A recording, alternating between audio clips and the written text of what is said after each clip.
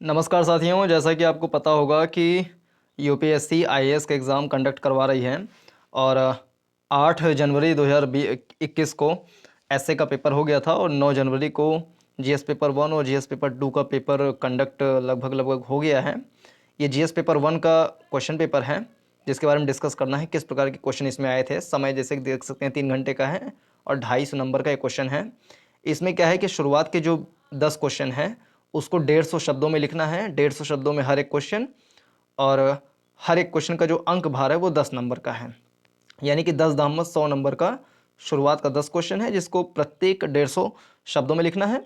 फिर आगे का जो 11 से 20 तक का 10 क्वेश्चन है उसको प्रत्येक 250 शब्दों में लिखना है और प्रत्येक का जो अंक भार है वो 15 नंबर का है। इसके अलावा इसमें हिंदी और अंग्रेजी दोनों भाषाओं में छपे होते हैं क्वेश्चन पेपर, जानते होंगे, और हर एक क्वेश्चन के सामने उसका जो अंक है वो सामने लिखा हुआ है।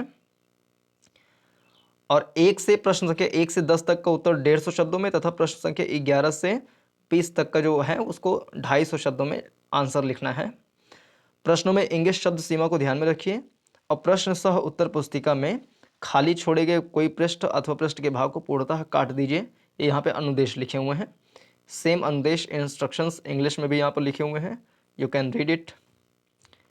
पहला क्वेश्चन इसमें है, शैलकृत स्थापत्य प्रारंभिक भारतीय कला एवं इतिहास के ज्ञान के अति महत्वपूर्ण स्रोतों में से एक का प्रतिनिधित्व करता है। शैलकृत मतलब कि द रॉक कट आर्किटेक्चर, यानी जैसे अजंता एलोरा की गुफाओं में रॉक कट आर्किटेक्चर निर्माण हुआ है, गुफाओं में सारे, जिसमें अजंता एलोरा की पेंटिंग्स रखी हुई हैं। तो इस टाइप के जितने भी रॉक कट आर्किटेक्चर हैं उनके बारे में पूछा गया है कि the rock cut architecture represents one of the most important source of our knowledge of early Indian art and history discuss. ये आर्ट एंड कल्चर से क्वेश्चन है। इसमें मुख्य रूप से बौद्ध धर्म से रिलेटेड जितने आस्पेक्ट हो सकते हैं you can mention here in only 150 words, और इसके लिए 10 नंबर पे मूल्यांकन दिया जाएगा। दूसरा प्रश्न, भारत में बौद्ध धर्म के इतिहास में पाल काल अति महत्वपूर्ण है। पाल काल मतलब जिसमें धर्मपाल और उनके जितने भी वंशज हुए उनसे रिलेटेड। और दूसरा भी प्रश्न बौद्ध धर्म से ही संबंधित है। पहला भी प्रश्न बौद्ध धर्म से संबंधित था और दूसरा भी प्रश्न बौद्ध धर्म से ही संबंधित है। Pala period is the most significant phase in the history of Buddhism in India. Enumerate, enumerate करना मतलब कि गिनवाना है इसमें कि बौद्ध धर्म के इतिहास में पाल काल की किस प्रकार से महत्वपूर्ण भूमिका रही है, इसको गिनवाना है, यानी कि 8-10 पॉइंट में लिख देंगे 150 शब्दों में से, तो 10 नंबर का इसमें मिल जाएगा। तीसरा है जो कि आधुनिक भारत के इतिहास से है, स्वतंत्रता स्वाधीनता संग्राम से है, लॉर्ड कर्जन की नीतियों एवं राष्ट्रीय आंदोलन पर उनके दूरगामी प्रभावों का मूल्यांकन कीजिए, यानी evaluate the policies of lord Curzon and their long term implications on the national movement.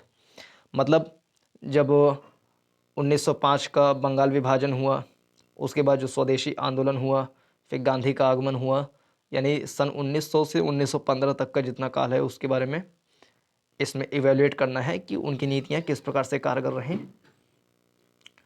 चौथा, परिप्रशांत क्षेत्र के भूभौतिकी अभिलक्षणों का विवेचन कीजिए, यानी discuss the geophysical characteristics of Sargam Pacific zone. ये हम कह सकते हैं कि भूगोल से रिलेटेड है। भूगोल में भी जो जियोमॉर्फोलॉजी वाला होता है, जैसे कि अगर हम जीएस पेपर 1 की बात करें तो इसमें मुख्य रूप से 3 सेक्शन काउंट होते हैं, एक ज्योग्राफी होता है, एक हिस्ट्री होता है और एक इंडियन सोसाइटी होता है। ज्योग्राफी में भी जो इंडियन एंड वर्ल्ड ज्योग्राफी है उसमें भी जो जियोमॉर्फोलॉजी वाला सेक्शन है उससे रिलेटेड क्वेश्चन पूछा जाता है। तो परिप्रशांत क्षेत्र जो है यानी पैसिफिक जोन जो है उसके बारे में, उसकी सारी जो भू भौतिकी अभिलक्षण है उसके बारे में विवेचन करना है 150 शब्दों में। पांचवा है, मरुस्थलीकरण के प्रक्रम की जलवायविक सीमाएं नहीं होती हैं, उदाहरणों सहित औचित्य सिद्ध कीजिए, यानी the process of desertification does not have climatic boundaries, justify with examples. तो इसमें हम कह सकते हैं कि जो मरुस्थलीकरण होता है उसके पीछे कौन कौन कारण होते हैं, एक तो थोड़ी बहुत इसके बारे में डिस्कस कर देना है, मरुस्थलीकरण क्या होता है, एक लाइन में उसकी डेफिनेशन बता देना है। ज़्यादा फोकस इस बात पर करना है कि जलवायु सीमाएं नहीं होती हैं, यानी कि किस प्रकार से जलवायु सीमाएं मरुस्थलीकरण के लिए कारक नहीं होती हैं, इसके बारे में बताना है। तो इसके पक्ष और विपक्ष में भी थोड़ा थोड़ा कह सकते हैं कि कुछ हद तक जलवायु सीमाएं भी काम करती हैं और कुछ हद तक कुछ अन्य कारक भी काम करते हैं। पांचवा, हिमालय के हिमनदों के पिघलने का भारत के जल संसाधनों पर किस प्रकार दूरगामी प्रभाव होगा, यानी how will the melting of Himalayan glaciers have a far reaching impact on the water resources of India, इसके बारे में बताना है। यानी कि इसको भी हम भूगोल से रिलेटेड कर सकते हैं। भूगोल में भी जो संसाधन वाला एक हिस्सा है तो उसमें भी हम इसको कर सकते हैं। सातवां है, वर्तमान में लौह एवं इस्पात उद्योगों की कच्चे माल के स्रोत से दूर स्थिति का उदाहरणों सहित कारण बताइए। तो ज्योग्राफी में एक सेक्शन ये भी आता है कि विभिन्न क्षेत्र में जो उद्योग लगे हुए हैं उनके लगने की क्या कारक हैं, यानी किस कारण से कोई उद्योग किसी स्थान पर लगे हुए हैं। यानी account for the present location of iron and steel industries away from the source of raw material by giving examples. इसको भी 150 शब्द में लिखना है। जैसे एग्जाम्पल के रूप में हम ले सकते हैं, जैसे मान लीजिए कि झारखंड है, झारखंड में बहुत मात्रा में हम कह सकते हैं कि कच्चा पदार्थ वहाँ पे मिल जाता है, रॉ मटेरियल मिल जाता है, लेकिन इंडस्ट्री सही से न लगने की वजह से उसका ठीक तरीके से यूटिलाइजेशन नहीं हो पाता है। इसलिए झारखंड में गरीबी स्तर जो है हम कह सकते हैं कि जैसे बिहार में है वैसे झारखंड में भी है, जबकि वहाँ पे हम कह सकते हैं कि मिनरल रिच एरिया है, मिनरल प्रोन एरिया है, लेकिन फिर भी उसका ठीक तरीके से प्रबंधन न कर पाने के कारण वो स्थिति बनी हुई है कि उसका ठीक से यूटिलाइजेशन नहीं हो पा रहा है। आठवां है, बहुसांस्कृतिक भारतीय समाज को समझने में क्या जाति की प्रासंगिकता समाप्त हो गई है, उदाहरणों सहित विस्तृत उत्तर दीजिए। इसमें ओपिनियन पूछा है कि has caste lost its relevance in understanding the multicultural Indian society, elaborate your answer with illustrations. इसको 150 शब्द में लिखना है। तो इसको हम इसके पक्ष में और विपक्ष में तर्क देते हुए लिख सकते हैं कि हाँ, बहुसांस्कृतिक भारतीय समाज को समझने में जाति की प्रासंगिकता समाप्त हो गई है। तो उसके पीछे के एक दो कारण लिख सकते हैं कि जैसे शहरी क्षेत्र है तो वहाँ पे हम कह सकते हैं मध्यम वर्ग का उभार हो रहा है, तो वहाँ पर जाति व्यवस्था की प्रासंगिकता लगभग लगभग समाप्त होती आ रही है, तो समझ में नहीं आता है। और जब हम ग्रामीण पृष्ठभूमि में अध्ययन करेंगे तो वहाँ पे जाति की प्रासंगिकता अभी भी बनी हुई है। तो इस तरीके से हम बहुसांस्कृतिक जो हैं, जैसे अगर हम भाषा के हिसाब से बहुभाषिक देख लें या हम धर्म के हिसाब से बहुधार्मिक क्षेत्र के हिसाब से देख लें, तो उस तरीके से क्या वहाँ पर जाति की रेलिवेंसी अभी भी है, इसके बारे में डिस्कस करना है विस्तार से। 150 शब्द में लिखना है। 9वां क्वेश्चन है, कोविड-19 महामारी ने भारत में वर्ग असमानताओं एवं गरीबी को गति दे दी है। वर्ग असमानता ये एक तरीके से इंडियन सोसाइटी वाला क्वेश्चन हम इसको कह सकते हैं, और गरीबी ये भी इंडियन सोसाइटी से ही रिलेट करता है, एक तरीके से इकोनॉमिक्स से भी रिलेट करता ही है। जैसे वर्ग असमानता में कह सकते हैं कि जो धनी वर्ग है या जो गरीब वर्ग है। दूसरा हम वर्ग ऐसे बना सकते हैं कि जो एक पूंजी वर्ग है, पूंजीपति का वर्ग है, एक जो कह सकते हैं कि जो श्रमिक का वर्ग है, एक जो किसान का वर्ग है, फिर महिला का वर्ग है, फिर बच्चों का भी एक वर्ग बन सकता है। तो इन सब के ऊपर कोविड-19 का क्या प्रभाव पड़ा है, क्या वर्ग असमानता इससे बढ़ गई है, क्या पूंजीपति और श्रमिक वर्ग के बीच में खाई पैदा होती जा रही है इसके वजह से, कोविड-19 की वजह से, या हो गया था क्या ऐसा। तो उसके बारे में हमें एकदम अच्छे से उसको डिटेल में डिस्कस करना है। और गरीबी कैसे इस कारण से बढ़ गई, कैसे बहुत सारे लोग बेरोजगार हो गए, तो उन सब के बारे में डिस्कस करना था। फिर इंग्लिश में पढ़ लें इसको, तो कोविड-19 pandemic accelerated class inequalities and poverty in India, comment. 10वां क्वेश्चन, क्या आप सहमत हैं कि भारत में क्षेत्रीयता बढ़ती हुई सांस्कृतिक मुखरता का परिणाम प्रतीत होती है, तर्क दीजिए। यानी do you agree that regionalism in India appears to be a consequences of rising cultural assertiveness. कुल मिला कहने का मतलब ये है कि क्या जो देश भर में सांस्कृतिक मुखरता बढ़ रही है, लोग अपने संस्कृति के प्रति सचेत हो रहे हैं, क्या उसके कारण से तो क्षेत्रीयता या क्षेत्रीयवाद तो नहीं उत्पन्न हो जा रहा है, इसके बारे में बताना है। कुल मिलाकर के क्षेत्रीयता के क्या कारण हो सकते हैं, क्या उसमें से एक कारण सांस्कृतिक प्रमुखता हो सकती है या सांस्कृतिक मुखरता हो सकती है, इसके बारे में डिस्कस करना था। 11वां क्वेश्चन, भारतीय दर्शन एवं परंपरा ने भारतीय स्मारकों की कल्पना और आकार देने एवं उनकी कला में महत्वपूर्ण भूमिका निभाई है। अब 11वें से जो क्वेश्चन स्टार्ट हो रहा है इसको प्रत्येक 250 शब्दों में लिखना है और प्रत्येक 15 नंबर का है। ये 11वां क्वेश्चन भी हम आर्ट एंड कल्चर से रिलेट कर सकते हैं। इसमें कह रहा है Indian philosophy and tradition played a significant role in conceiving and shaping the monuments and the art in India, discuss.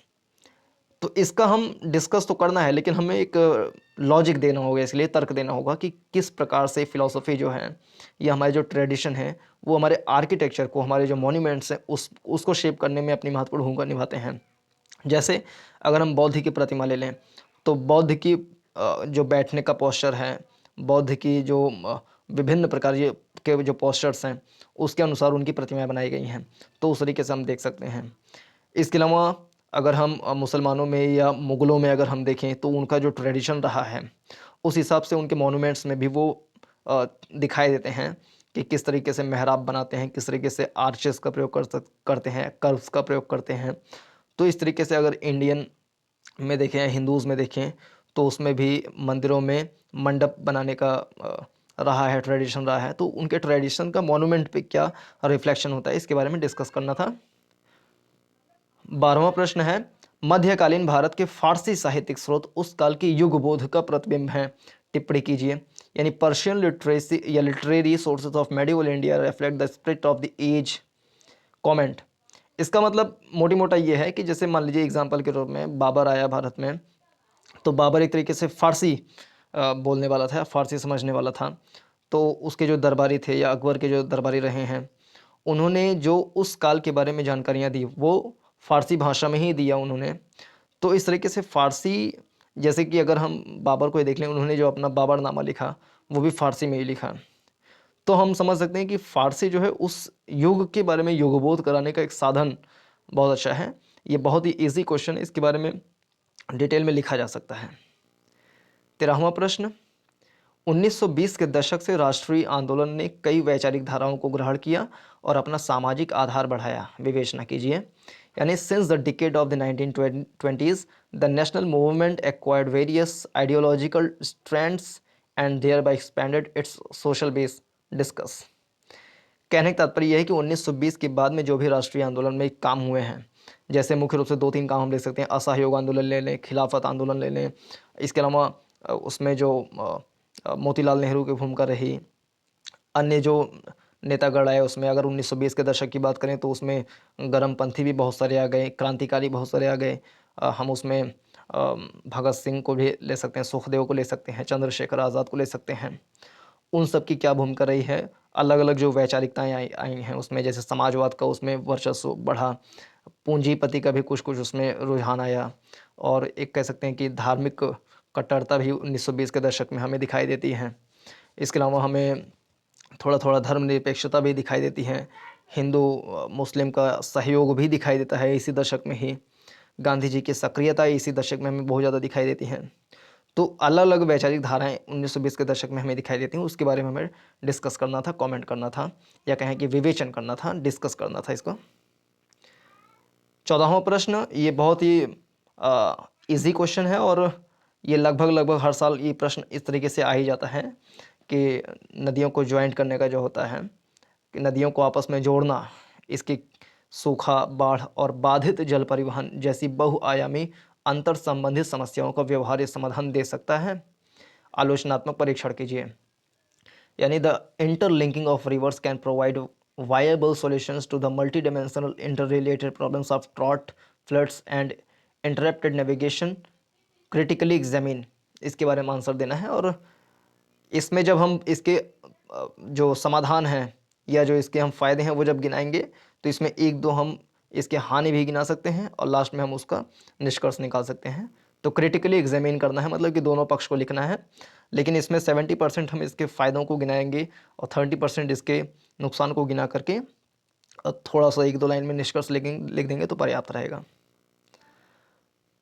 15वां प्रश्न, भारत में 10 लक्षीय नगरों जिनमें हैदराबाद एवं पुणे जैसे स्मार्ट सिटीज़ भी शामिल हैं, 10 लक्षीय इसमें लिखा हुआ है, ऐसे ये 10 लाखीय नगर होना चाहिए क्योंकि इंग्लिश में यहाँ पे लिखा हुआ है मिलियन सिटीज़।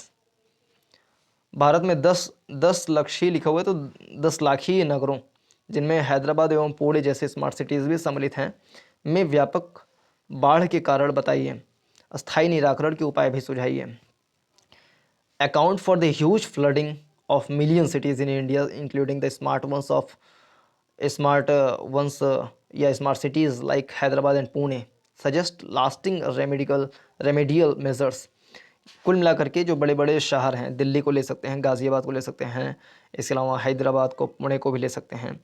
तो यहाँ पर बाढ़ के क्या कारण होते हैं, शहरों में बाढ़ की क्या समस्याएं हैं और उसके क्या निराकरण हो सकते हैं, बहुत ही ज़्यादा इजी क्वेश्चन है, इसके बारे में हमें डिस्कस करना है। इसमें हम थोड़े से अपने सिंधु घाटी सभ्यता की भी एग्जाम्पल एक लाइन में लिख सकते हैं कि उस समय का व्यवस्था कैसे था, उससे हम क्या चीज़ सीख सकते हैं। या स्मार्ट सिटी अगर हम बना रहे हैं तो दूसरे देश से हम क्या सीख सकते हैं, जैसे कि अगर हमें अमेरिका से सीखना हो या ऑस्ट्रेलिया से सीखना हो तो हम उससे क्या सीख सकते हैं, या भारत के ही किसी अन्य शहर जैसे कि जयपुर से हम क्या सीख सकते हैं, उन सबको इसमें निराकरण के रूप में हम लिख सकते हैं। 16वां क्वेश्चन है, भारत में सौर ऊर्जा की प्रचुर संभावनाएं हैं, हालांकि इसके विकास में क्षेत्रीय भिन्नताएं हैं, विस्तृत वर्णन कीजिए। यानी India has immense potential of solar energy through there are regional variations in its development elaborate. तो इसमें हम भूमिका के रूप में लिख सकते हैं कि भारत में सौर ऊर्जा की क्या संभावनाएं हैं, प्रचुर संभावनाएं हैं। तो कैसे, थोड़ी सी हम उसकी भौगोलिक दशाएं भारत की डिस्कस कर देंगे कि उसका अक्षांशीय विस्तार इतना है, सूर्य की रोशनी पर्याप्त मात्रा में मिल जाती है, राजस्थान है वहाँ पर सूर्य के प्रकाश अच्छे से मिल जाता है, जो गुजरात का एरिया है, या अगर हम उत्तर भारत में देखें तो लद्दाख वाला पूरा एरिया है वहाँ पर भी सूर्य का प्रकाश मिल सकता है। केंद्र सरकार ने भी ये चीज़ बताया है कि लद्दाख में हम अच्छे से सोलर डेवलपमेंट कर सकते हैं। अभी हाल ही में मध्य प्रदेश में रीवा का एक बहुत बड़ा सोलर प्लांट लगा है वहाँ पर, उसके बारे में वीडियो भी बनाए थे। तो ये सब बहुत सारे एग्जाम्पल लेकर के हम बता सकते हैं क्या संभावनाएं हैं फिजिकल जियोग्राफी के पर्सपेक्टिव से। उसके बाद इसमें क्षेत्रीय भिन्नताएं क्या क्या हो सकती हैं, जैसे कि हम कहाँ कहाँ लगा सकते हैं और क्यों क्यों लगा सकते हैं, और विस्तृत वर्णन करना है तो 250 शब्दों में इसको लिख देंगे तो पर्याप्त रहेगा। 17वां, भारत के वन संसाधनों की स्थिति एवं जलवायु परिवर्तन पर उसके परिणामी प्रभावों का परीक्षण कीजिए। यानी examine the status of forest resource of India and it's resultant impact on climate change. यानी वन संसाधनों की भारत में स्थिति क्या है और जलवायु परिवर्तन का इस पर क्या प्रभाव पड़ता है वन पर, उसके बारे में परीक्षण करना है। ये भी हम कह सकते हैं भूगोल से हैं। 18वां प्रश्न भी भूगोल से है। क्या भारत में विविधता एवं बहुलवाद, इसको हम कह सकते हैं कि ये अपना सोसाइटी से कह सकते हैं, इंडियन सोसाइटी से क्वेश्चन है कि क्या भारत में विविधता एवं बहुलवाद वैश्वीकरण के कारण संकट में है, औचित्यपूर्ण उत्तर दीजिए। यानी is diversity and pluralism in India under threat due to globalisation, justify your answer. तो इसमें हम दोनों पक्ष लिख सकते हैं कि हाँ, विविधता और बहुलवाद जो है वैश्वीकरण से इस कारण से खतरे में दिखाई देता है। जैसे कि हमारी जो अलग अलग कल्चर में जो पहनावा है, अभी वर्तमान में देखा जाए तो सबके ऊपर वेस्टर्नाइजेशन का असर हमें दिखाई देता है, तो थोड़ी थोड़ी कॉमननेस होती जा रही है, ऐसा हम बता सकते हैं। और बहुलवाद का पश्चिमीकरण वैश्वीकरण पर क्या प्रभाव पड़ा है, मुख्य रूप से इसको बताना है और दोनों पक्षों को लिख देंगे, लास्ट में निष्कर्ष बता देंगे तो पर्याप्त रहेगा। 19वां, रीति रिवाजों एवं परंपराओं द्वारा तर्क को दबाने से प्रगति विरोध उत्पन्न हुआ है, क्या आप इससे सहमत हैं। यानी customs and traditions suppress reason leading to obscurantism, do you agree. कुल मिलाकर के जैसे एग्जाम्पल में हम कहें कि जैसे दक्षिण भारत में जो केरल में एक मंदिर है सबरीमाला मंदिर, तो उसमें महिलाओं को प्रवेश न दिए जाने संबंधी जो तर्क दिए जाते हैं, जो रीति रिवाज रहे हैं, भगवान अयप्पा के मामले में जो तर्क दिया जाता है कि उसमें जो हम कह सकते हैं जो पीरियड वाली लड़कियां हैं, महिलाएं हैं, उसमें प्रवेश नहीं कर सकती हैं, क्या उसके कारण से या इसी प्रकार के अन्य बहुत सारे जो धार्मिक या रीति रिवाज संबंधित तर्क दिए जाते हैं, क्या उसके कारण से जो ग्रोथ है, जो डेवलपमेंट है, क्या उसमें बाधक तो नहीं उत्पन्न करता है, इसके बारे में हमें डिस्कस करना था। तो इसमें भी हम 70% झुके होंगे कि हाँ उससे क्या क्या समस्याएं होती हैं, और 30% झुके होंगे कि नहीं, कभी कभी इससे ये फ़ायदे भी हो सकते हैं कुछ केसेस में, और लास्ट में हम कंक्लूजन के रूप में एक सकारात्मक भाव देते हुए लिख सकते हैं। 20वां क्वेश्चन है, भारत में डिजिटल पहल ने किस प्रकार से देश की शिक्षा व्यवस्था के संचालन में योगदान किया है? विस्तृत उत्तर दीजिए। यानी how have digital initiatives in India contributed to the function of education system in the country? Elaborate your answer. जैसे कोविड-19 के समय में देखा जाए तो बहुत सारे जो संस्थान थे वो बंद थे, तो सारे इलेक्ट्रॉनिक मोड पर आ गए थे। तो एक तरीके से उससे संबंधित ये क्वेश्चन हम देख सकते हैं कि डिजिटल पहल से शिक्षा व्यवस्था के संचालन में क्या प्रभाव पड़ा है, क्या योगदान उससे मिला है और उसकी भविष्य में क्या हम आगे की राह है उसकी देख सकते हैं। तो इस तरीके से क्वेश्चन था, ईज़ी पेपर कह सकते हैं कि बहुत ज़्यादा ईज़ी पेपर था, इसमें कुछ नहीं था। इसमें आपका जो मत हो कि आपके हिसाब से ये पेपर कैसा था, कठिन था, सरल था या मध्यम था, उसको आप बता सकते हैं। नमस्कार, जय हिंद।